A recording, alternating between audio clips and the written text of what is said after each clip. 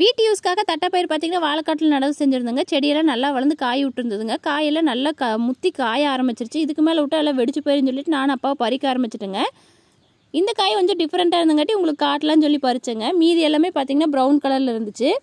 பறிச்ச காயெல்லாம் ஒரு சாக்கில் போட்டு வச்சுட்டேங்க. நல்லா வெயில் அடிக்கும்போது படுதா விரித்து இந்த மாதிரி நம்ம பொரிச்ச காயெல்லாம் கொண்டு போய் கொட்டி ஒரு அரை மணி நேரம் மட்டும் வெயில் காய விடணுங்க. காய விட்டுறதுக்கப்புறம் ஒரு கொட்டாப்புடி எடுத்துகிட்டு நல்லா தட்ட ஆரம்பிச்சிடுங்க. ஒருவேளை நம்ம காய வைக்காமல் இப்படி தட்டினோம்னா பருப்பு காயிலேருந்து வெளியே வரவே வராதுங்க, அப்படியே இருந்துக்கும். இந்த மாதிரி வெயிலில் காய வச்சு தட்டும் போது பார்த்திங்கன்னா படப்படன்னு எல்லாம் வெடிக்க ஆரம்பிச்சிருங்க.